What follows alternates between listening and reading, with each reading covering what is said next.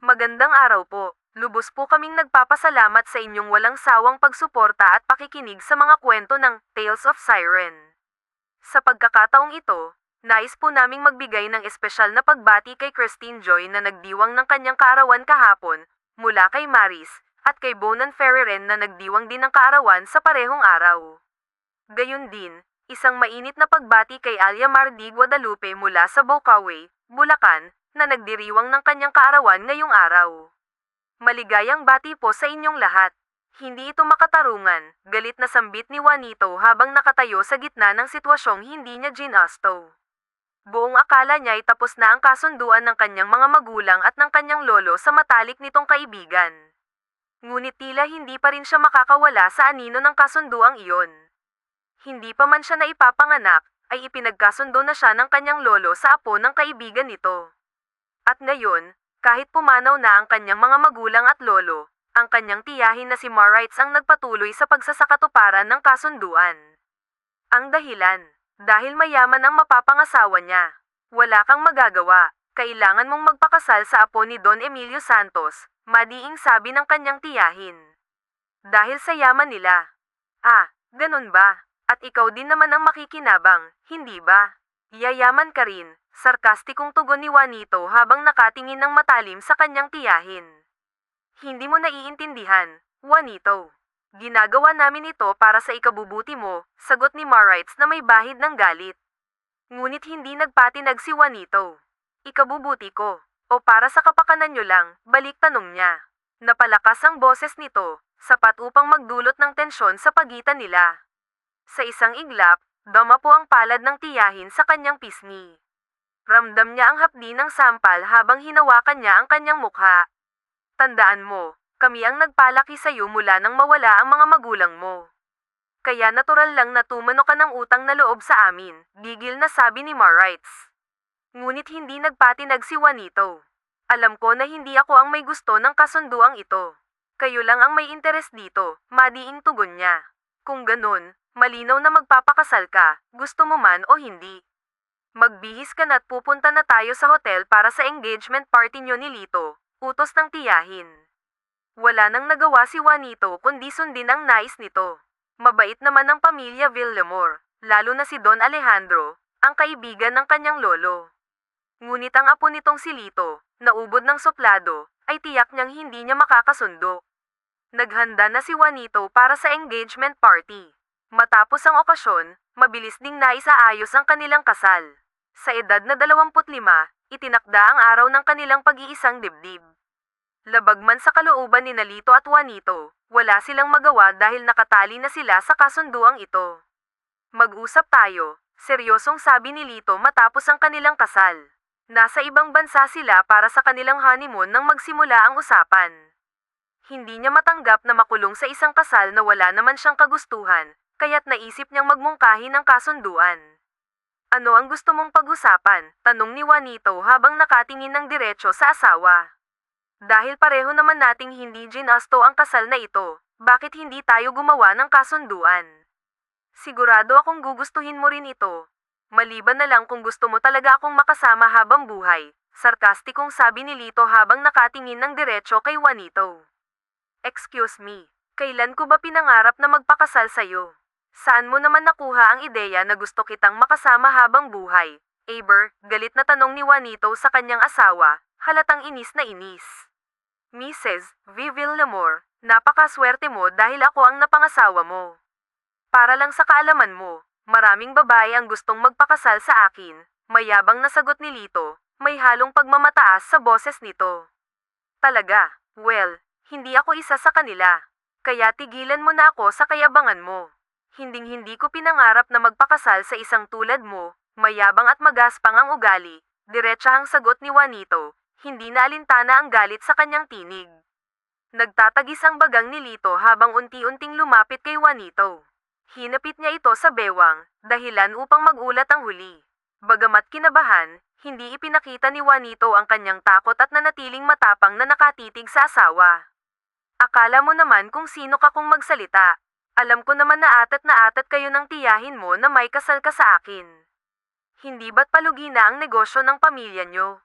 Siyempre, Kailangan nyo kami para sumaklolo sa inyo, sarkastikong wika ni Lito, tila sinasadyang ipamukha ang kanilang sitwasyon. Hoy, kahit kailan, hindi ko naisip na gamitin ang yaman nyo para umangat kami. Hindi ako mukhang pera, kaya huwag mo akong pagsalitaan ng ganyan, galit na tugon ni Juanito habang itinulak ang asawa palayo. Natawa si Lito, tila lalo pang inaasar si Juanito. Look who's talking. Kaya pala pagkatapos ng kasal natin, agad lumapit sa akin si Tita Marites. And guess what? Alam mo ba kung anong sinabi niya sa akin? Tanong nito habang nakapamulsa, halatang nangasar. Ano ang sinabi niya sa'yo? Gigil na tanong ni Juanito, halatang nagpipigil ng galit. Tulungan ko daw sila dahil kailangan nila ng malaking kapital para sa naluluging negosyo, sagot ni Lito na may kasamang mapanuksong ngiti. Napatingin si Juanito sa malayo, tila hindi makapaniwala sa narinig. Hindi niya akalain na magagawa ito ng kanyang tiyahin. Kaya naman pala lalong yamabang ang kanyang asawa, may ipinamukha ito sa kanya. Oh, bakit hindi ka makakibo dyan? Napahiya ka ba dahil sa ginawa ni Tita Marites? Nasaan na ang tapang mo ngayon? Dagdag pa ni Lito, puno ng pagmamayabang. Shut up, wala akong pakialam sa desisyon ni Tita, kaya huwag mo akong idadamay. Wala akong kinalaman sa mga plano niya, galit na sagot ni Juanito. At sana, may lumabas dyan na maganda at hindi puro kayabangan, dagdag pa niya. Gusto pa sanang sumagot ni Lito, ngunit lumabas na si Juanito ng kwarto at malakas na isinara ang pinto, dahilan upang lalo pang mainis si Lito. Wala pa talaga sa bokabularyo ni Lito ang magpakasal, lalo na't hindi pa siya sawa sa buhay binata. Ngunit kailangan niyang sundin ang kagustuhan ng kanyang lolo at mga magulang. Bagamat maganda ang napangasawa niya, hindi pa talaga siya handang lamagay sa tahimik kasama ito. Samantala, si Juanito naman ay hindi mapakali. Tinawagan niya ang kanyang tiyahin upang alamin ang totoo. Hello, Tita Marites, bungad ni Juanito nang sagutin ng tiyahin ang tawag. Oh, kumusta ang honeymoon niyo ni Lito? Tanong nito, tila masaya pa. It's like hell to be with this man. Bakit naman po humingi kayo ng pera sa pamilya nila? Diretsahang tanong ni Juanito, halatang galit. Bakit? Asawa mo naman siya, hindi ba? Walang masama doon, sagot ng tiyahin niya na tila walang pakialam. Masama, tita, dahil ang tingin sa atin ng lalaking iyon ay mukhang pera tayo, galit na sagot ni Juanito. Wala akong pakialam. Basta pakisamahan mo siya ng maayos at pagsilbihan mo dahil malaki ang maitutulong ng pamilya nila sa atin, madiing sagot ng tiyahin bago ibinaba ang tawag. Pagbalik nila sa Pilipinas, tahimik na naglakad sina Juanito at Lito palabas ng airport. Hindi man lang nilinggan ni Juanito ang asawa dahil sa inis. Gabi na nang makalapag ang eroplano nila, at tila malamig ang simoy ng hangin sa pagitan nilang dalawa. Tapos na ang honeymoon natin, kaya hanggang dito na lang tayo, malamig na sabi ni Juanito, hindi man lang tumingin kay Lito. Fine. Ayoko na ring makita ang pagmumukha mo, sagot ni Lito, halatang wala rin interes sa usapan. Same feelings. Sasabihin ko kay Lolo na tinakasan mo ako. Alam ko namang hindi mo talaga ako gusto, kaya huwag ka nang magpakita pa, dagdag ni Juanito, puno ng galit. Kahit ano pang sabihin mo, wala na akong pakialam. Hinding-hindi na ako magpapakita sa iyo at sa pamilya mo, galit na sambit ni Juanito, halos mag-apoy ang mga mata sa galit. Good to hear that, my dear wife. At least pareho tayo ng desisyon, kaya walang sisihan ha, sagot ni Lito na may kasamang mapanuksong ngiti. Bit-bit ni Juanito ang kanyang malita, handa ng talikuran ng lahat, nang bigla siyang tawagin ng kanyang asawa. Napabuntong hininga siya at bahagyang napasimangot, ngunit napilitan siyang lingunin si Lito. Nagulat siya nang makita nitong iniabot sa kanya ang isang card. Para saan ito? Tanong niya, kasabay ng bahagyang pagtaas ng kilay, halatang naguguluhan. Baka naman sabihin mo na wala akong kwentang asawa. Kunin mo na, baka kailanganin mo, sagot ni Lito, may bahid ng lamig sa boses. Kinuha ni Juanito ang card, ngunit agad din niya itong inihagis pabalik sa asawa. Tumama ito sa dibdib ni Lito bago bumagsak sa sahig. Napatingin si Lito sa card na nalaglag, at saka siya tumingin kay Juanito. Nasa mga mata nito ang halatang galit at pagkadismaya. Ano ang ginawa mo? Tanong ni Lito, hindi maitago ang inis. Huwag mong ipilit sa akin ang pera mo. Hindi ko kailangan yan. Isaksak mo na lang sa baga mo, mariing sagot ni Juanito, Ang bawat salita'y puno ng galit. Kaya kung magbanat ng buto, hindi ako kailanman aasa sa isang tulad mo. Napailing si Lito, ngunit hindi rin nagpatalo. Nagmamalaki ka pa. Fine, kung ayaw mo. Pero tandaan mo, siguraduhin mong wala kang gagawing ikasisira ng pangalan ko. Daladala mo ang apelyido ko, banta nito, malamig ang tono. Wow, as if naman gusto kong dalhin ang apelyido mo, sagot ni Juanito, hindi na nagpipigil. Mag-asawa tayo sa papel lamang. Huwag kang mag-ilusyon. Matapos ang sagot na iyon, tinalikuran niya si Lito at nagpatuloy sa paglalakad, iniwang nakatayo ang asawa sa gitna ng kwarto. Napaiimbagang si Lito habang sinusundan ng tingin ang papalayong si Juanito. Alam niyang hindi sila magkakasundo, masyadong matigas ang ulo nito at hindi kailanman nagpapatalo. Pagdating ni Lito sa mansyon ng pamilya Villamor, sinalubong siya ng kanyang lolo, si Don Alejandro, na nakaupo sa veranda at nagbabasa ng dyaryo. Nasaan ang asawa mo? Tanong ng matanda, agad na napansin ang pag-iisa ng apo. She just ran away, pagsisinungaling ni Lito, pilit na itinatago ang inis. Tinakasan niya ako dahil ayaw niya talagang makasama ako. Bakit hindi mo hinanap? Hindi mo dapat siya pinabayaan, sagot ng matanda, halatang may lungkot sa tinig. Lo, bakit ko naman ipagsisiksikan ang sarili ko sa kanya? Isa pa, kung magbabago ang isip niya, babalik siya, sagot ni Lito, may halong kayabangan. Napailing si Don Alejandro, halatang hindi nagustuhan ang sagot ng apo. Ikaw talagang bata ka. Hanapin mo ang asawa mo at huwag kang titigil hanggat hindi mo siya nakikita. Nangako ako sa lolo niya na hindi natin siya pababayaan, madiin na utos nito. Napabuntong hininga si Lito. Buong akala niya ay tapos na ang problema niya, ngunit nagkamali siya. Mukhang hindi siya titigilan ng lolo niya hanggat hindi niya naibabalik ang asawa. Fine, lolo. Hahanapin ko siya, sagot niya, ngunit sa isip niya, wala siyang balak tuparin ang pangakong iyon. Samantala, si Juanito ay bumaba ng eroplano at naglakbay papunta sa probinsya ng kaibigan niyang si Luz Viminda. Ayaw niyang bumalik sa bahay nila dahil siguradong ibabalik siya ng tita Marite sa asawa.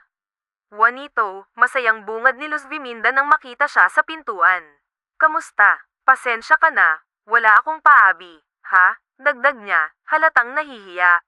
Sus, ayos lang. Halika, tuloy ka. Sagot ni Luz Viminda habang binubuksan ang pinto. Anong atin?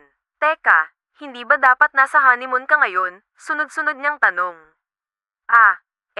Oo. Kara-rating ko lang. Kaya lang nagdesisyon kami na maghiwalay. Sagot ni Juanito, pilit na ngumingiti.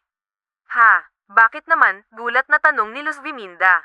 Alam mo naman na marriage lang ito sa papel.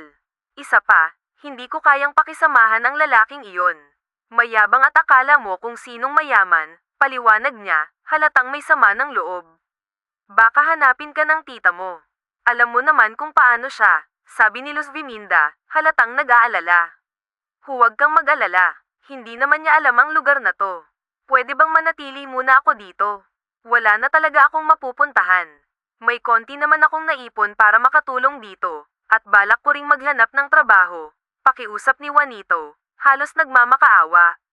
Ano ka ba? Ayos lang. Masaya nga ako kasi magkasama tayo, nakangiting sagot ni Luz Viminda. Salamat, ha. Pasensya ka na talaga sa abala, nahihiyang sabi ni Juanito.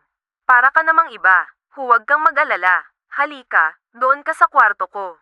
Malaki naman iyon. Wala pa sina inay at itay, nasa palaisdaan pa.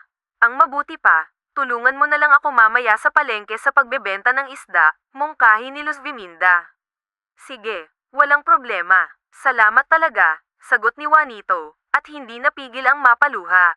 Uy, ano ka ba? Huwag kang umiyak dyan. Basta tandaan mo, welcome ka dito, sagot ni Luz Viminda bago siya niyakap. Naging magaan ang loob ni Juanito dahil sa mainit na pagtanggap ng pamilya ng kaibigan. Sa wakas, naramdaman niyang may tunay na pamilya siyang masasandalan. Habang abala sina Juanito at Luz Viminda sa pagtitinda ng sariwang isda sa palengke, dumating si Sir Juanito, isang mayamang matandang binata na kanilang suki. Napansin ni Bong ang kanyang paglapit at bamulong. Sus, amoy lupa na, feeling bata pa. Napatingin ang matanda sa kanya at sa mga kaibigan niyang babae. May sinasabi ka ba? Tanong nito, halatang may bahid ng inis. Wala ho, mabilis na sagot ni Bong, pilit na itinatago ang kanyang ngisi. Sir Juanito, pili na po kayo ng sariwang isda, maagap na sabi ni Luz Viminda, pilit na inaayos ang tensyon sa pagitan nila. Pwede mo ba akong ipil iyan? Ang ganda-ganda mo talaga. Pwede ba kitang imbitahan kumain minsan? Tanong ng matanda, halatang sinusubukan ang kanyang kapalaran. Nagkatinginan sina Juanito at Luz Viminda. Si Bong naman ay napaubo, kaya muli siyang nilinggan ng matanda. May problema ka ba sa akin? Tanong nito, halatang naiinis. Wala ho, nasamid lang ho ako. Makikiinom lang ho ng tubig, sagot ni Bong, pilit na ngumingiti upang maibsan ang tensyon. Ah, sige. Ikukuha na kita, wika ni Juanito, sabay abot ng baso sa kanya. Sir Juanito, pili na po kayo, muling himok ni Luz Viminda upang may belang ang atensyon ng matanda sa pagbili ng isda. Habang inaasikaso niya ito, si Juanito naman ay nagbigay ng inumin kay Bong upang hindi na lumala ang sitwasyon. Nang makapili na ang matanda, nagpaalam ito at ngumiti ng matamis bago umalis. Nang makalayo na ito, napangiwi sina Luz Viminda at Bong. Bakit ganyan ang itsura nyo? Tanong ni Juanito sa dalawa. Grabe, akala mo kung sinong papogi, sagot ni Luz Viminda, sabay tawa. Mag-ingat ka sa matandang yun at huwag kang masyadong mabait. Baka isipin niya tipo mo siya, payo ni Bong, halatang nag-aalala. Customer natin siya, dapat natin siyang tratuhin ng maayos, sagot ni Juanito, nananatiling kalmado. Kahit amoy puma, ada na siya, biro ni Luz Viminda, at nagtawanan silang tatlo. Habang nagpapahinga na sila sa bahay, biglang naitanong ni Luz Viminda, hindi ka kaya hinahanap ng asawa mo? Bakit naman niya ako hahanapin? Siya nga ang nakipagkasundo na maghiwalay kami. 5 taon na rin, malamang nakalimutan na niya ako. Nagpakasal lang kami dahil sa kasunduan ng mga lolo namin, sagot ni Juanito, halatang walang interes sa dating asawa. Pero sayang, kung nagkagustuhan kayo, baka maayos ang buhay mo ngayon, dagdag ni Luz Viminda. Maayos naman ang buhay ko ngayon, at masaya ako. Wala akong mahihiling pa, sagot ni Juanito, sabay ngiti. Ngunit biglang natanong ni Luz Viminda, paano kung isang araw nagpakita siya sa'yo? Nako, malabo yun dahil sa ugali niya. Maraming babaeng nagpapapansin sa kanya, kaya di niya ako maaalala, sagot ni Juanito, pilit na iniiwasan ang posibilidad. Baka lang kasi isang araw sumulpot siya. Pero sabi mo nga, malabo iyon. Kaya huwag na natin siyang pag-usapan, sagot ni Luz Viminda, pilit na binabago ang usapan. Ngunit ng gabing iyon, hindi maiwasang mapaisip si Juanito sa sinabi ng kaibigan. Paano kung magkatotoo ang biglang pagbalik ng asawa niya? Samantala, sa opisina ng Villamor Empire, abala si Lito sa trabaho nang sumilip ang kanyang secretary na si Ramon. Sir, nandito po ang private investigator. Gusto kayong makausap, sabi ni Ramon. Okay, papasukin mo siya, sagot ni Lito, bahagyang sumandal sa kanyang upuan. Good day, Mr. Villamor, bati ng investigator na may dalang mga dokumento. Kamusta? Ano ang balita? Tanong ni Lito, halatang nababahala.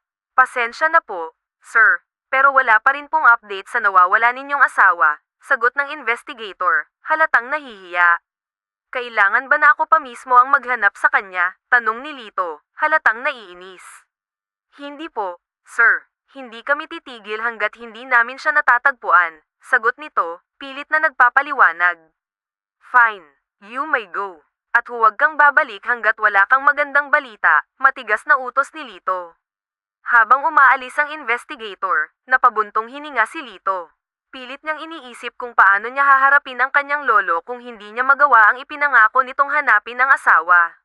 Napapailing siya habang iniisip ang tigas ng ulo ni Juanito. Sa kabilang banda, nagulat si Juanito nang may dumating na lalaki sa palengke at nagsabing hinahanap siya. Mrs. Villamor, sasama ho ba kayo sa akin? Tanong nito, halatang nag-aalala. Pasensya na ho, pero hindi ako sasama sa inyo. Pakisabi sa magaling kong asawa na hindi na ako babalik sa kanya, matigas na sagot ni Juanito, halatang galit. Pero magagalit si Mr. Villamor kapag wala kayong kasama ko, dagdag ng lalaki. Pasensya na po talaga, pero hindi na ako babalik sa kanya. Ano man ang dahilan niya, wala na akong pakialam. Siya ang may gusto na maghiwalay kami, kaya panindigan niya, sagot ni Juanito, puno ng determinasyon. Habang papalayo ang lalaki, tinanong ni Luz Viminda, "Naku, nagdilang anghel ata ako, ha? Pinapahanap ka na ng asawa mo. Ano kayang problema ng lalaking yun? At bakit ngayon lang niya ako pinapahanap pagkatapos ng maraming taon?" Tanong ni Juanito, halatang naguguluhan. "Baka naman may mahalagang sasabihin sa'yo," sagot ni Luz Viminda. "Ewan, bahala siya sa buhay niya. Basta ako, hindi na ako babalik sa kanya," sagot ni Juanito, puno ng determinasyon. "Okay, sir. Aalis na po ako," magalang na palom ng lalaki bago tuluyang lumabas. Napabuntong hininga si Lito habang sumasandal sa kanyang upuan. Hindi niya may kakaila ang bigat ng sitwasyon. Talagang matigas ang asawa niya. 5 taon na ang lumipas mula nang maghiwalay sila, ngunit tila lalo pa itong tumapang. Mukhang hindi na niya mapapabalik ito, gaano man siya magsikap. Isang umaga, abala sina Luz Viminda at Juanito sa pagtitinda ng sariwang isda sa palengke nang biglang nagtatago si Juanito sa ilalim ng lamesa. "Uy, anong ginagawa mo dyan?" gulat na tanong ni Luz Viminda, halatang nagtataka sa kilos nito. "SHH, huwag kang maingay. Nakita ko si Lito, papalapit dito," bulong ni Juanito, halata ang kaba sa kanyang boses. "Ano? Teka, nasaan ba siya?" tanong ni Luz Viminda habang nagpaling-galing sa paligid, sinusubukang hanapin ang tinutukoy ng kaibigan. "Ano ba? Huwag ka nang magpahalata," pabulong na sabi ni Juanito, pilit na pinapanatili ang kanyang taguan. "Naku, ayan na siya, papalapit na," sabi ni Luz Viminda, tinuturo ang isang lalaking papalapit sa kanilang pwesto. Ramdam ni Juanito ang malakas na kabog ng kanyang dibdib. Hindi siya makapaniwala na, pagkatapos ng maraming taon, mismong asawa niya ang pupunta upang hanapin siya. "Ano bang kailangan ng asawa ko? Bakit pagkatapos ng mahabang panahon ay hinanap niya pa ako?" tanong niya sa sarili habang pilit na nagtatago. Paglapit ni Lito sa kanilang pwesto, nagtanong ito ng may autoridad, "Excuse me, dito ba nagtatrabaho ang asawa ko?" Bahagyang natigilan si Luz Viminda, ngunit agad ding sumagot, Ano po iyon?" "Si Juanito, andito ba siya?" tanong ulit ni Lito, halatang hindi magpapapigil hanggat hindi niya nakukuha ang sagot. Hindi maiwasan ng mga kasamahan nilang tindera ang makiusyoso. Ang lahat ng mata ay nakatuon sa gwapong lalaki na halatang may kakaibang presensya. "Ano daw? Asawa siya ni Juanito?" tanong ng isang tindera, halatang naguguluhan. "Abay, may asawa na pala si Juanito," sabi naman ng isa, na halatang nagulat sa revelasyon. "Sayang, maganda pa naman siya. May asawa na pala," sambit ng isang lalaki, halatang nagbibiro. Nagpantig ang tenga ni Lito sa narinig. Huminga siya ng malalim upang pigilan ang sarili.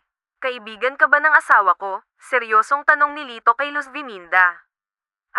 Oo, pero wala siya dito," mabilis na sagot ni Luz Viminda, pilit na itinatago ang kaba. Palihim niyang sinulyapan si Juanito na nagtatago pa rin sa ilalim ng lamesa. Napansin ni Lito ang kakaibang kilos ni Luz Viminda, ngunit hindi na siya nagtanong pa. Sa halip, tumayo ito ng tuwid at nagsalita ng may diin, "Fine. Pakisabi sa kanya na hindi ako titigil hanggat hindi ko siya naibabalik sa bahay. At kahit saan pa siya magtago, makikita ko siya."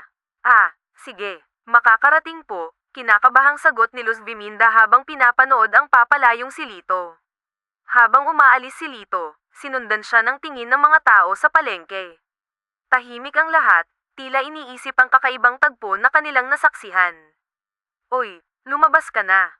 Wala na siya," sabi ni Luz Viminda kay Juanito, na pilit pa ring nagtatago. Dahan-daang lumabas si Juanito mula sa ilalim ng lamesa, halatang nag-iisip ng malalim. "Grabe ang yabang ng makong na yun," sabi ni Juanito. Tumayo na siya. "Abay, andyan ka pala, Juanito," gulat na sabi ng mga tindera. "Ang gwapo pala ng asawa mo at mukhang mayaman," sabi ng isang usisera. "Bakit mo naman pinagtataguan ang asawa mo?" tanong ng isa. "Magtinda na lang tayo at huwag nyo nang pagpiestahan ang personal kong buhay," sagot niya. Kaya napahiya ang mga ito at di na nagtanong pa. Habang papalapit si Lito sa pwesto kung saan nagtitinda si Juanito, napatiimbagang siya. Kitang-kita niya ang maraming kalalakihang namimili sa kanilang stall. Ubod tamis ng ngiti ni Juanito kasama ang kaibigan nito. Paglapit niya, agad niyang hinawakan ang braso ng asawa at hinayla ito. Agaw eksena sa palengke. Teka, ano bang problema mo? Gulat na tanong ni Juanito. Hindi niya inaasahang babalik ang asawa para sa kanya. Kailangan nating mag-usap, wika niya, hawak pa rin ang braso nito. Teka, sino ka ba? Bakit mo hinaharas si Juanito? Tanong ni Bong, ibinaba ang lalagyan ng isda. Asawa niya ako. At ikaw, sino ka naman? Sarkastikong tugon ni Lito. Anong sinasabi mo? Kunot noong tanong ni Bong. Huwag kang makialam sa aming mag-asawa. Labas ka dito, sabi niya at hinayla si Juanito palabas ng palengke. Ano ba? Bitawan mo ako, sigaw ni Juanito, pilit inaalis ang braso mula sa kanya. Nasa tapat na sila ng sasakyan. Tingnan mo ang sarili mo. Ayaw mong bumalik sa akin kahit pinapabalik na kita. Pinapagod mo ang sarili mo sa pagtatrabaho dito.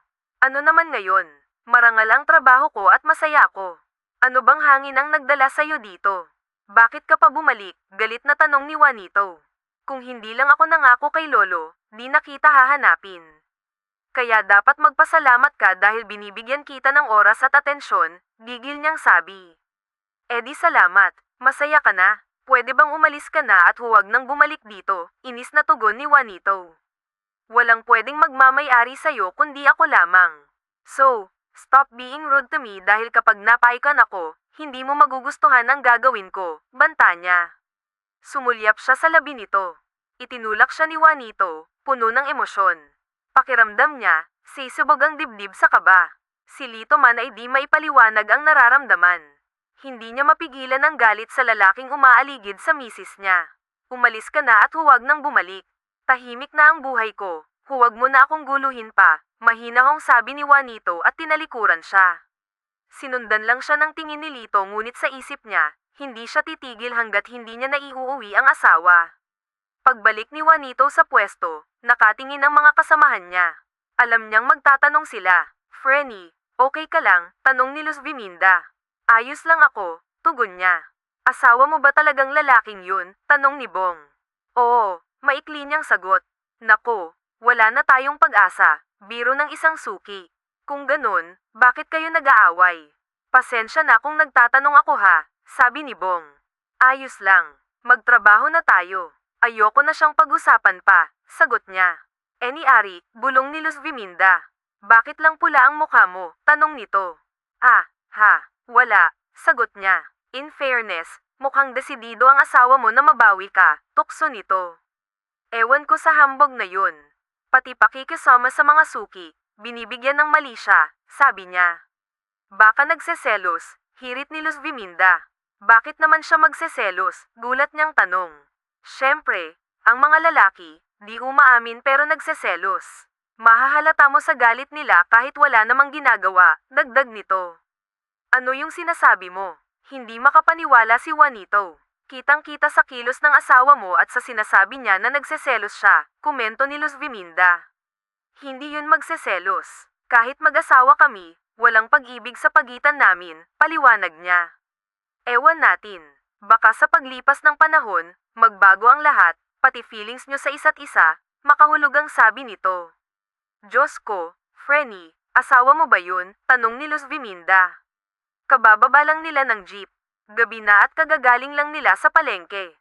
Nasundan ni Juanito ng tingin ang sinasabi ng kaibigan. Natanong niya ang asawa na pinagtutulungan ng dalawang lalaki sa kanto. Ngunit lumalaban naman ito. Nakadama siya ng pag-aalala sa asawa dahil sa nakikita niyang pananakit ng dalawang tambay sa kanto. Diyos ko, asawa ko ngayon, sambit niya. Hoy, itigil niyo yan. Mga walang hiya kayo, bulyo niya sa mga lalaki at patakbo silang lumapit sa mga ito. Pareho pa silang magkaibigan na ginamit ang dala nilang timba at planggana upang ihampas sa dalawang lalaki. Nagpulasan naman ang mga ito at nagtakbuhan papalayo. Ayos ka lang ba? Tanong ni Juanito kay Lito. Kita naman niya ang pag-aalala sa mukha ng asawang babae. I'm fine. Kaya ko naman ang dalawang yun, sagot niya at pinunasan ang dumudugo niyang labi. May sugat ka, sambit ni Juanito at nagtama ang kanilang mga mata. Ang mabuti pa, umuwi na tayo at nang magamot mo siya sa bahay, wika ni Luz Viminda tsaka sumakay na sila sa kotse ni Lito. Nang makarating sila sa bahay ng kaibigan, ipinakilala ni Juanito ang kanyang asawa sa mga magulang ni Luz Viminda. Aray ko, dahan-dahan naman, sambit ni Lito habang ginagamot ng kanyang asawa. Bakit kasi bumalik ka pa?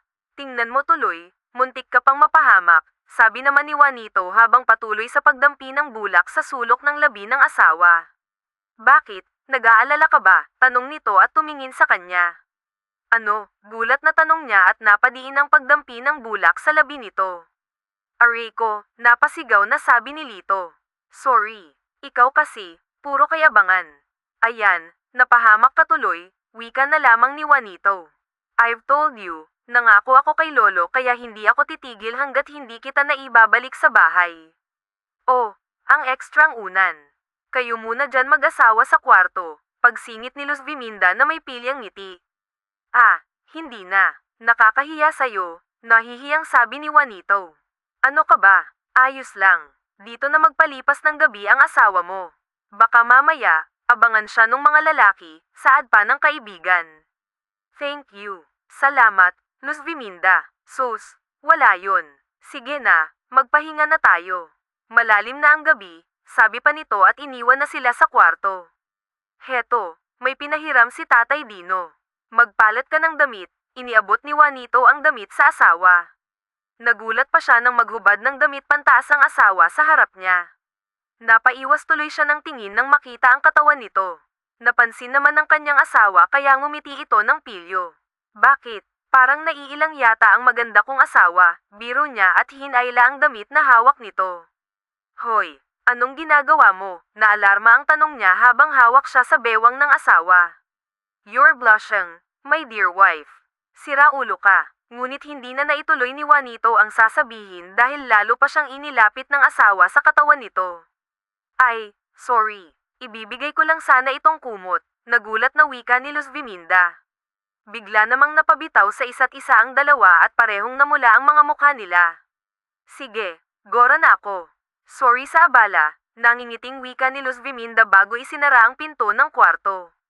Ikaw kasi, puro kalokohan. Inis na sabi ni Juanito sa asawa. Why? Ano bang kalokohan ang ginawa ko? We are husband and wife, right? Tila nang aasar na sabi pa ng asawang lalaki. Baliw ka ba? Tumigil ka na nga. Ang mabuti pa, bukas na bukas, bumalik ka na sa Maynila dahil hindi ako sasama sa'yo, matigas niyang sabi. No way. Aalis lang ako dito kung sasama ka sa akin. Hindi ka ba nahihiya? Hindi ka pwedeng manatili dito. Nakakahiya sa kaibigan ko at sa mga magulang niya, giit niya. Fine, aalis ako, pero sasama ka sa akin. Bakit mo ba ako ginugulo? Hindi ba ikaw naman ang humiling na maghiwalay tayo? Well, I changed my mind. At isa pa, nangako ako kay Lolo na hindi kita pababayaan. At bilang asawa mo, ako ang mag-aalaga sa'yo. Hindi naman siya agad nakasagot dahil titig na titig pa si Lito sa kanya. Bakit tila yata nag-iba ang ihip ng hangin? Dahil hindi naman ganito ang asawa ko dati. Ang mabuti pa, matulog na tayo. Maaga pa ako sa palengke bukas, pag-iiba niya. No, hindi ka nababalik sa lugar na iyon, nuwang na maraming lalaki ang umaaligid. Sa lugar na yon, naiinis na sabi pa nito. Bakit ba ako, makapagsalita ka akala mo? Hindi maituloy ni Juanito ang kanyang sasabihin dahil nahihiya siya at baka kung ano pang isipin ng magaling niyang asawa. Oh, bakit ka tumigil? Wala, matulog na tayo, giit niya at naglatag ng sapin sa baba ng kama. What are you doing? Tanong ni Lito habang pinapanood ang paglalatag niya ng sapin sa sahig. Alangan naman na tumabi ka sa akin. Malamang dito ka sa sahig, kaya dito ka matutulog. What?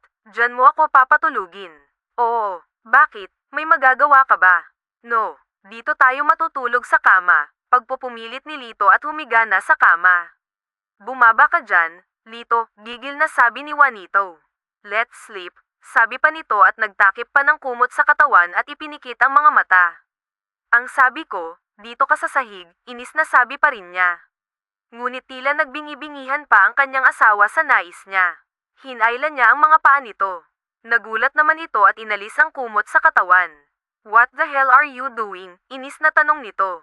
Umalis ka dyan. Dito ka sa baba matutulog. Halos umusok na ang ilong ni Juanito sa galit. No way. Kung gusto mo, ikaw ang matulog dyan, nagmamatigas na sabi nito. Sa inis ni Juanito sa asawa, binato niya ito ng unan. Napilitang humiga si Juanito sa sahig. Sa labis na pagod, nakatulog na siya. Ngunit ang asawa niyang si Lito ay hindi dalawin ng antok. Pinagmamasdan ni Lito ang natutulog na asawa at nakaramdam siya ng habag dito.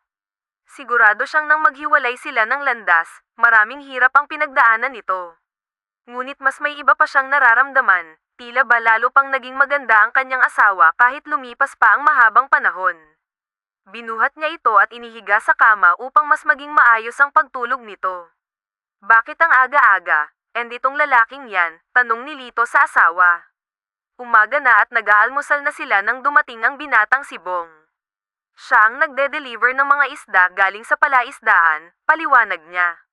Basta, hindi ka na babalik sa palengke, at ako ang masusunod, sabi niya sa asawa. Sige, sige na, sasama na ako sayo, wika ni Juanito. Napatingin naman si Lito sa kanyang asawa dahil nagulat siya sa desisyon nito. Pero mas nakadama siya ng kakaibang saya dahil sa sinabi nito. Really? Sasama ka na sa akin? Di makapaniwalang tanong niya. Oo, dahil nahihiya na ako sa kaibigan ko at sa mga magulang niya. Baka makadagdag pa tayo ng gulo. Ano, masaya ka na ba? Tanong pa niya. I'm doing this dahil sa isang pangako. Yun lang, pag-iiba ni Lito. Labag man sa loob ni Juanito, nagpaalam siya ng maayos at nagpasalamat sa kaibigan at sa pamilya nito. Napamahal na ang pamilyang ito sa kanya kaya naman nakaramdam siya ng kalungkutan habang nagpapalam sa mga ito.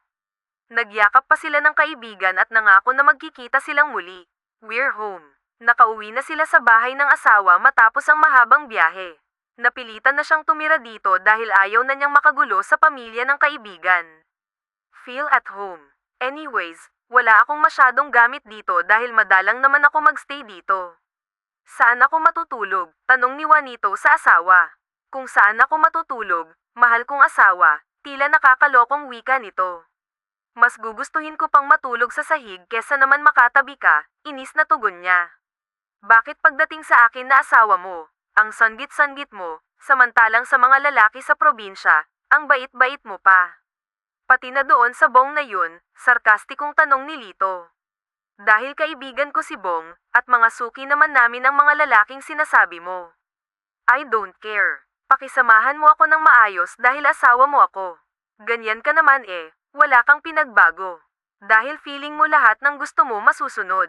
Alam mo, kung hindi lang ako nahihiya sa kaibigan ko at sa pamilya niya, hindi ako sasama sa'yo, galit na sabi ni Juanito. Sa inis ni Lito dahil sa narinig buhat sa asawa, kinabig niya ito. Hoy, bitawan mo ako, bulyo niya sa mukha ng asawa. You have no choice dahil daladala mo ang apelido ko at ako ang pinakasalan mo. So wala kang magagawa, gigil na sabi niya sa asawa bago ito binitiwan. Kinabig niya ito. Hoy, bitawan mo ako, bulyo niya sa mukha ng asawa. You have no choice dahil daladala mo ang apelido ko at ako ang pinakasalan mo. So wala kang magagawa, gigil na sabi niya sa asawa bago ito binitiwan. Ay, bastos, nasabi ni Juanito. Kalalabas lang niya ng banyo at nakatapis ng tuwalya. Nagulat siya nang makita ang asawa sa guest room na napili niya. Si Lito naman ay tila natulala nang lumabas ang asawa at muntik pa siyang malaglag sa kinauupuan niya. Ano ba ang nangyayari sa kanya? Bakit ba simula nang magkita silang muli ng asawa ay hindi na normal ang tibok ng puso niya? Pisit ka. Anong ginagawa mo dito? Galit na sambit ng babaeng asawa at mahigpit na hawak ang tuwalya na nakatapis sa kanyang katawan. I'm sorry. Akala ko kasi sa master's bedroom ka matutulog kaya dito ako dumiretso. Hingi ng paumanhin niya at umiwas ng tingin sa asawa. Ang mabuti pa, lumabas ka na. Labas, bulyo ni Juanito, at pulang-pula ang mukha nito. Fine, lalabas na ako. Matulog ka na, sabi na lamang niya at lumabas na. Buwisit, napamura si Juanito habang napunta sa kusina. Umaga na, at maghahanda sana siya ng almusal nang marinig ang malakas na boses ng magaling niyang asawa. Kaya naman pinuntahan niya ito agad. Laking gulat niya nang makita ang asawang lalaki na nakatuntong sa upuan at may hawak na sandok. Napatingin siya sa sahig at nakita niya na may ipis na gumagapang doon. Napangiti siya ng pilya. Mukhang natatakot ang asawa sa insekto na iyon. Mukhang gusto niyang makipag-close sa'yo, mahal kong asawa, biro niya dito habang dahan-daang lumapit. You stay where you are, banta ni Lito, dahil nakikita niyang pilyang ngiti ang nasa labi ni Juanito. O naman, apak kasuplado, wika pa niya. Sa kapalyahan, dinampot niya ng dalawang daliri ang ipis sa sahig. Nanlaki ang mga mata ni Lito, lalo patakmang ihahagis ito ng asawa sa kanya. I'm warning you, kapag ginawa mo yan, hindi mo magugustuhan ang gagawin ko, banta niya habang nangingilabot sa pagkakahawak ni Juanito sa kinatatakutan niyang insekto. Say hello to daddy, sabi pa ni Juanito at inihagis ang ipis sa natatakot na asawa. No, sigaw nito, ngunit hindi naman talaga diretsong pinatama niya ang insekto sa asawa. Tinakat lamang niya ito dahil natutuwa siya sa itsura nito. Hindi niya akalain na may kinatatakutan pala ang magaling niyang asawa. Napatawa siya ng malakas dahil sa nakikitang reaksyon nito. You silly woman, bulyo ni Lito. Mula sa upuan, sinunggaban niya ang asawa. Aray ko, sambit ni Juanito. Napapikit siya nang maramdaman ang sahig na tumama sa likod niya. Pagdilat ng kanyang mga mata, nasa ibabaw niya ang asawa. Galit ang mukha nito, at nahulaan niya na napaikan ito sa ginawa niya. Ngunit tila iba ang pakiramdam niya dahil sa pagkakatitig nito. Nanlalaki pa ang mga mata niya nang bigla siya nitong halikan sa labi. Mabilis niyang itinulak ito at tumayo agad. Ikaw, bakit mo ginawa yun? Galit na tanong niya. You provoke me. Gumaganti lang ako, sabi naman nito. Bastos ka. At akmang sasampalin niya ang asawa ngunit maagap nitong nahawakan ang kanyang kamay. Sa susunod, kapag inulit mo pa ang ginawa mo, hindi lang iyon ang gagawin ko sa'yo, banta nito. Hindi makatulog si Juanito kinagabihan. Malakas na pagkulog at pagkidlat, malakas ang hangin, at nagbabadya ang malakas na ulan. Totoong natatakot siya dahil bata pa lamang ay ito na ang kinatatakutan niya. Nakadagdag pa ng takot sa kanya ang biglang pagpatay-sindi ng ilaw sa kanyang kwarto. Napilitan siyang lumabas upang tawagin ang kanyang asawa. Lito, tawag niya habang nangangatog ang mga tuhod. Nasaan ka? Tanong niya habang patuloy sa paglakad kahit patay-sindi ang ilaw. Ang ilaw. Lito, tawag ulit niya. Naririnig naman ni Lito ang tila natatakot na boses ng asawa kaya naisip niyang gantihan ito. Bahagya niyang binuksan ang pinto ng kwarto niya at nagtago sa likod nito. Kumuha pa siya ng kumot at ibinalot sa buong katawan. Gumuhit ang pilyong ngiti sa kanyang mga labi habang naririnig na papalapit na si Juanito. Pakiramdam niya ay bumalik sila sa pagkabata kaya lalo siyang nakaramdam ng excitement na gulatin ito. Pagtapat ni Juanito sa pinto ng kwarto niya, ginulat niya ito. Kaya napasigaw ito ng malakas, na sinabayan naman niya ng pagtawa. Inalis niya ang kumot na nakasakli. Juanito, wika niya nang makitang umiiyak ang asawa dahil sa labis na takot. Napatigil naman siya sa pagtawa. Hindi na ito nakapagsalita at patuloy lang sa pag-iyak kaya naman nakonsensya siya at nilapitan ito. I'm sorry. It was a joke. Sorry na takot kita, paumanhin niya. Ngunit hindi pa rin ito nagsasalita at patuloy sa pag-iyak na parang isang bata. I'm really sorry. Hindi na mauulit, sabi niya at niyakap niya ang asawa. Ramdam niya ang panginginig ng katawan nito kaya lalo siyang nakonsensya, dahilan upang yakapin niya ito ng mas mahigpit. Nagising si Juanito. Umaga na, at napatingin siya sa tabi ng kama niya. Mahimbing na natutulog ang kanyang asawa habang nakaupo at nakasandal ito, hawak pa nito ang isa niyang kamay. Naalala niya ang ginawa nitong pananakot sa kanya at naalala niyang inihatid siya nito sa kwarto at binantayan siya. Bakit pa? Pakiramdam niya ay tila nagbago na ang kanyang asawa. Pinahahalagahan na nito ang damdamin niya at humihingi na ito ng tawad kapag may nagawang pagkakamali. Nang maramdaman niya na nagigising ito, nagtulog-tulugan siya habang magkahawak pa rin sila ng kamay. Naramdaman niya na tumayo ito at maingat na inalis ang pagkakahawak nito sa kamay niya. Biglang bumilis ang tibok ng puso niya nang hagkan siya nito sa noo. Bakit mo pa ako isinama dito? Tanong ni Juanito sa asawa. Nagkaroon ng business trip ang asawa, at kasalukuyan silang nasa isang exclusive beach resort. Kasama nito ang ibang kasosyo sa mga negosyo na kilala ring mga tao. Why? Gusto mong maiwan sa bahay? 1 week tayong mananatili dito. Hindi naman pwedeng iwanan kita sa bahay mag-isa, wika pa ni Lito. Ikaw din, kapag kumulog at kumidlat, wala kang kasama sa bahay, dugtong pa niya, at may pilyong ngiti. Matalim naman na tiningnan siya ni Juanito dahil sa pangaasar niya. Just joking, bawi niya. Sabay silang napalingon ng may babaeng kumaway at tumawag kay Lito. Wait for me here, sabi nito at iniwan siya saglit bago nilapitan ang maganda at sexing babae na tumawag dito. Hindi maiwasan ni Juanito na sulyapan ng tingin ang kanyang asawa habang kausap nito ang babae. Bakit ganito ang kanyang nararamdaman? Napahawak siya sa kanyang dibdib dahil tila may kirot sa kanyang puso, lalo pat nakita niyang nakangiti ang asawang lalaki sa kausap nitong babae. Nag-iwas siya ng tingin nang sulyapan siya ng mga ito. Bumalik na lamang siya sa hotel. Nasundan naman ng tingin ni Lito ang papalayong asawa. Bakit nagmumukmak ka dito? Tanong ni Lito nang sundan ang asawa sa hotel. Ano namang gagawin ko dun? Wala naman akong kakilala bukod sa'yo.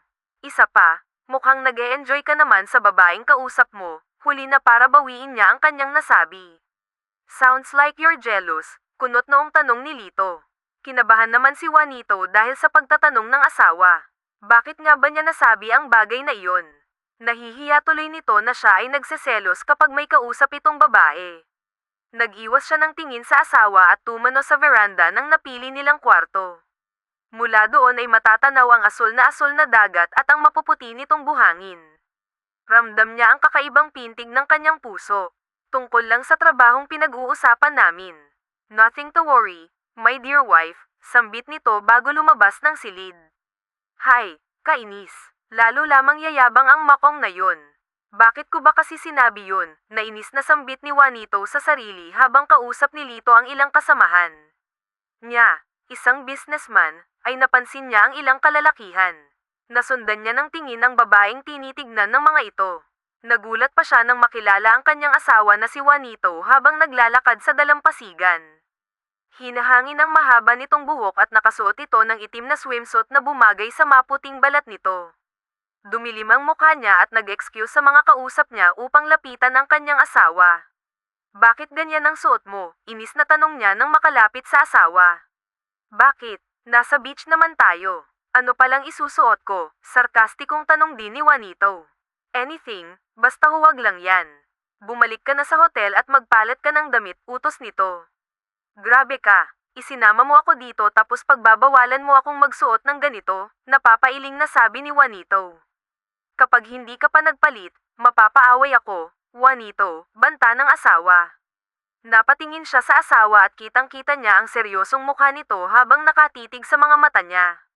Napatingin siya sa paligid at nakita niya na tila nasa kanya ang atensyon ng mga lalaki. Nagulat pa siya nang habarin ni Lito ang suot nitong polo at ipinasuot sa kanya. Pagkatapos ay inihatid siya pabalik sa hotel. Frenny, masayang bulalas ni Luz Viminda nang dalawin ang kaibigan na si Juanito sa bahay nito. Tuwang-tuwa ang magkaibigan nang magkita muli at sila ay nagyakap. Kasama din nito ang kaibigan nilang si Bong. Pinatuloy niya ito sa kanilang bahay at masaya silang nagkwentuhan. Wala naman ang kanyang asawa dahil nasa trabaho ito. Grabe, ang laki pala ng bahay niyo, wika pa ni Luz Viminda. Kay Lito ang bahay na to, sambit niya. Asawa mo siya, kaya malamang bahay mo din ito. Ano ka ba? Tugon nito. Kamusta ka naman dito? Tanong ni Bong. Okay naman, sagot ni Juanito. Kakauwi lang din namin galing sa isang business trip, saad niya sa mga ito. Ang asawa mo, nasa trabaho? Tanong muli ni Luz Viminda. Oo, kung minsan gabi na siya nakakauwi, sagot ni Juanito. Papayag kaya siya na magstay kami dito para makapag-relax, excited na sabi ni Luz Viminda. Oo naman, papayag yun.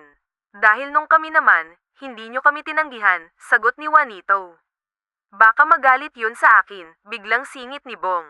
Hindi naman siguro, wika ni Juanito. Nang pumarada ang kotse ni Lito sa malawak na garahe nila, narinig niya ang malakas na tawanan sa loob ng bahay nila. Sino kaya ang bisita ng asawa niya? At bakit parang may narinig pa siyang boses ng isang lalaki, isip niya. Napatayo sa kinauupuan ang tatlo nang pumasok si Lito sa bahay. Magandang gabi, Lito, bati ni Luz Viminda. Pasensya ka na sa abala, sambit naman ni Bong. Binisita nila ako biglaan kaya hindi ko nasabi sa'yo, wika naman ni Juanito. It's okay, maikling tugon niya, ngunit diretso ang tingin sa lalaking si Bong. Sabay-sabay na tayong maghapunan, mungkahi ni Juanito. Magkatulong silang naghanda ng pagkain ni Luz Viminda sa lamesa. Habang kumakain, biglang nasamid si Juanito kaya sabay pa sina Lito at Bong na nag-abot ng inumin sa kanya. Gusto namang matawa ni Luz Viminda sa reaksyon ng dalawang lalaki para sa kanyang kaibigan. Nang matapos maghapunan, nagkwentuhan muna sina Juanito at Luz Viminda. Samantala, ang dalawang lalaki naman ay nagkwentuhan din habang may nakatayong bote ng alak. Kung may gusto ka sa asawa ko, binabalaan na kita, banta ni Lito kay Bong. Di ko itatanggi, pero mananatili pa rin ako bilang kaibigan niya at malaki ang respeto ko sa kanya. Kaya wala kang dapat alalahanin, pag-amin ni Bong. Ikaw, mahal mo ba siya? Tanong ni Bong. Bakit mo natanong? Tanong ni Lito. Dahil kung sasaktan mo lang siya, ako ang makakalaban mo, sabi pa ni Bong. Asawa niya ako, at ako lang ang may karapatan sa kanya. Ako lang ang pwedeng mag-alaga at magtanggol sa asawa ko dahil obligasyon ko yun, matigas na sabi ni Lito. Di mo pa sinasagot ang tanong ko. Mahal mo ba siya? Tanong pa rin ni Bong. Di ko kailangang sagutin ang tanong mo, wika ni Lito at nagpaalam na dito. Kahit hindi mo sagutin, alam ko naman ang sagot. Naduduwag ka lang umamin, pahabol pa ni Bong, ngunit hindi na siya pinansin ni Lito. Natulog sa magkahiwalay na guest room sina Bong at Luz Viminda. Papasok na sana si Juanito sa guest room na tinutulugan niya, ngunit nagulat siya nang hawakan siya sa braso ng asawa at hatakin siya papasok sa kwarto nito. Hoy, teka, anong ginagawa mo? Kinakabahan na tanong niya nang isara na ng asawa ang pinto ng kwarto nito. Dito tayo matutulog, sambit nito. Ha, ano? Gulat na tanong niya. Hindi, ayoko, dugtong pa ni Juanito at akmang lalabas, ngunit maagap siyang pinigilan ng asawa. Binuhat siya nito at inihiga sa kama. Napasigaw siya dahil sa pagkagulat, pero mabilis naman na tinakpan ni Lito ang bibig niya sa pamamagitan ng paghalik nito sa kanya. Pagkatapos ay tumingin ito sa kanya, at maging siya ay tulalang nakatingin dito. Stop shouting, baka kung anong isipin ng bisita natin. Ikaw din, wika nito na may pilyong ngiti. Ano namang iisipin nila? Naguguluhang tanong niya. Well, we're here in one room, tapos sumisigaw ka. Ano sa tingin mo ang iisipin nila? Tila nakakalokong tanong nito at humiga sa tabi niya. Sira ulo ka, at akmang tatayo na naman siya, pero pinigilan siyang muli ng asawa at hinayla pabalik sa tabi nito. Huwag mo akong hamanin, Juanito. Matulog ka na at baka kung ano pang magawa ko sa'yo, banta niya sa asawa. Bakit kasi kailangan dito ako matulog? Naiinis na tanong niya. Anong gusto mong isipin ng mga bisita? Mag-asawa tayo pero magkahiwalay ng kwarto. At yung Bong na yun, lalo lang siyang maglalakas ng loob na lumapit sa'yo, wika ni Lito. Bakit nadamay naman sa usapan si Bong? Gulat na tanong ni Juanito. Dahil lalaki ako, at alam kong may gusto siya sa'yo. Pero dahil kaibigan mo siya, kaya pumayag akong tumuloy siya dito. At dahil nagtitiwala din ako sa'yo, saad ni Lito. Ano? May gusto siya sa akin? Tanong ulit niya. He likes you, pero hanggang doon lang yun dahil sinabihan ko na siya, sagot ni Lito. Sambit niya, bakit mo naman ginawa yun? Wika ni Juanito. Dahil asawa mo ako at may karapatan ako, pag-amin ni Lito at umiwas ng tingin. At nagseselos din ako, dugtong pa nito. Nagseselos ka? Tanong niya. Ano bang tingin mo sa akin? Manhid, sagot ni Lito at hindi pa rin tumitingin sa kanya. Kaibigan ko lang siya, sabi ni Juanito. Dito na siya nilinggan ni Lito at tila gaman ang loob nito. Naging panatag ang kalooban niya dahil sa sinagot ng asawa sa kanya. Ngayon ay nakakasiguro si Lito na walang pag-asa ang kaibigan nitong si Bong sa kanyang asawa. Well, I'm glad to hear that. Mapapanatag ang loob ko dahil sa sinabi mo, sabi pa ni Lito sa asawa. Bakit ka nagseselos? Lakas loob na tanong ni Juanito. Pareho pa silang nakatingin ng asawa sa dingding ng kwarto nila upang mag-iwasan ng tingin. I really don't know. Nag-umpisa lang ang lahat ng ito nung makita kita ulit. Hindi ko alam kung bakit ako nakakaramdam ng ganito, wika pa ng asawa. Sa 5 taon na lumipas, hindi ka ba nag-uwi ng ibang babae sa bahay na ito? Na biglang tanong ni Juanito sa asawa. Pasensya na, huwag mo nang sagutin. Matulog na tayo. Biglang bawi niya at tinalikuran ng asawa upang ipikit ang kanyang mga mata. Kung sasabihin ko ba na wala, maniniwala ka, naudlot ang gagawin niyang pagpikit ng mga mata, at sa halip ay tumibok ng mabilis ang puso niya. Maybe I'm a bad husband to you sa umpisa pa lang, at hindi naman kita masisisi kung hanggang ngayon ganun pa din ang tingin mo sa akin. But honestly, I never had an affair with another woman kahit nagkalayo pa tayo ng 5 taon, pagtatapat ni Lito. Lalo pang bumilis ang tibok ng puso ni Juanito dahil sa pagtatapat ng asawa, lalo pat naramdaman niya ang pagyakap nito habang nakatalikod siya. Hindi agad siya nakagalaw at tila nanigas ang katawan niya. Maya-maya pa ay naramdaman niya na nakatulog na ito habang nakayakap sa kanya.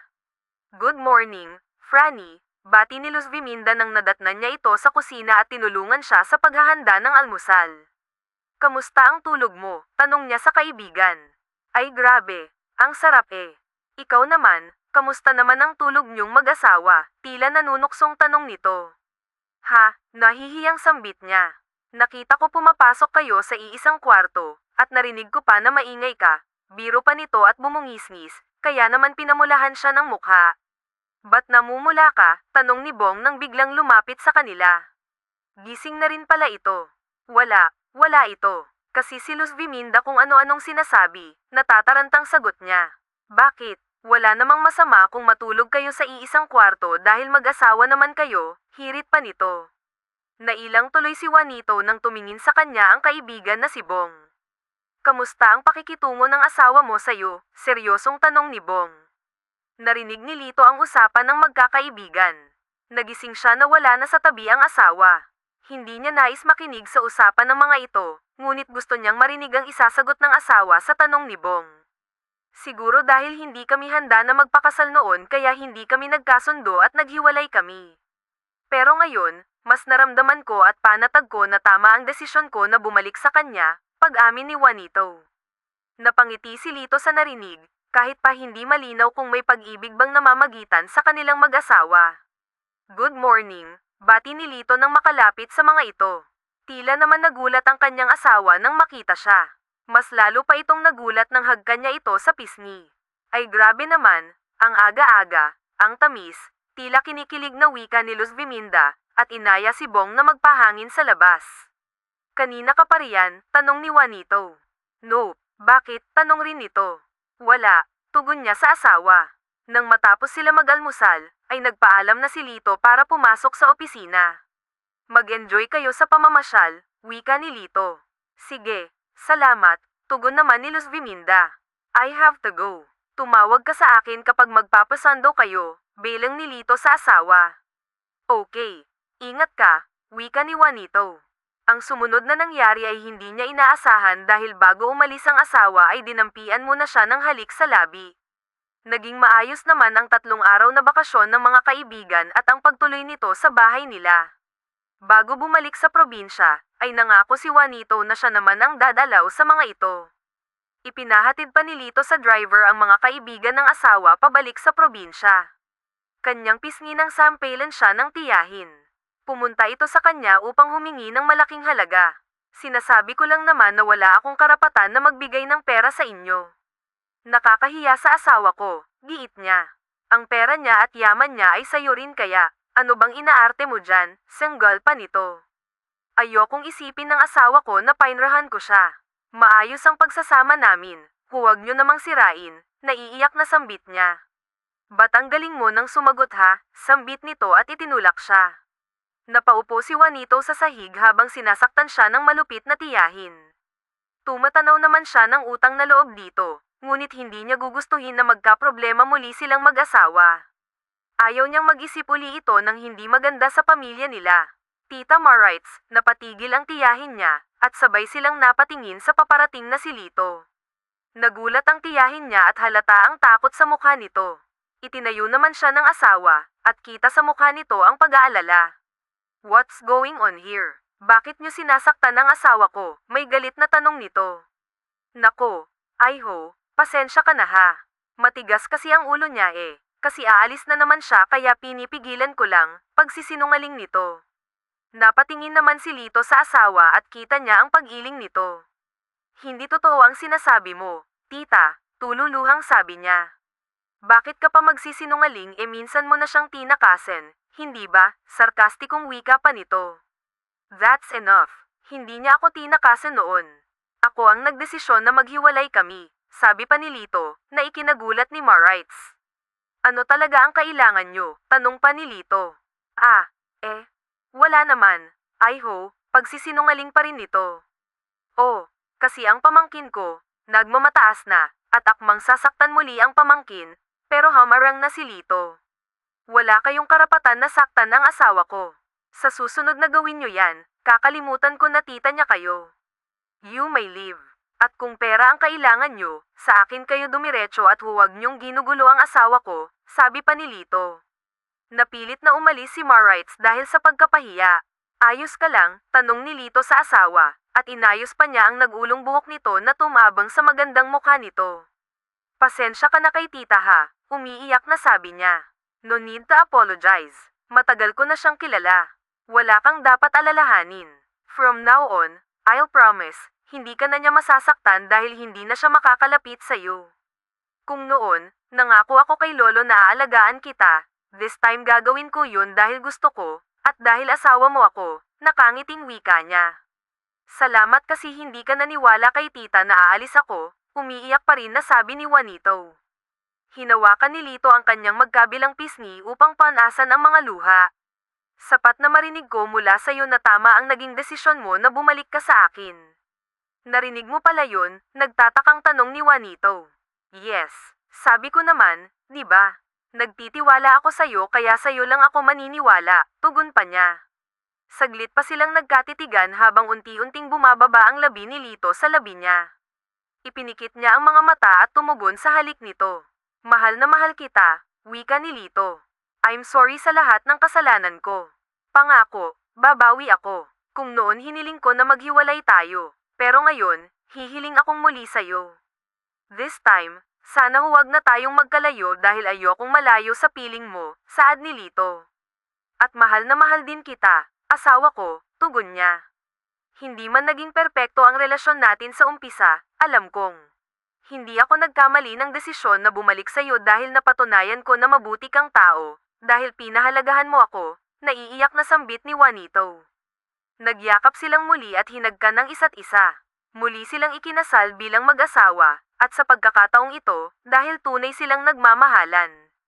Hindi man naging maganda ang simula ng kanilang pagsasama at nagkahiwalay sila, nangako naman silang babawi sa isa't isa ng may respeto, tiwala, at pagmamahal. Lalo na't biniyayaan sila ng mga supling na magpapatibay pa ng kanilang pagsasama. Wakas.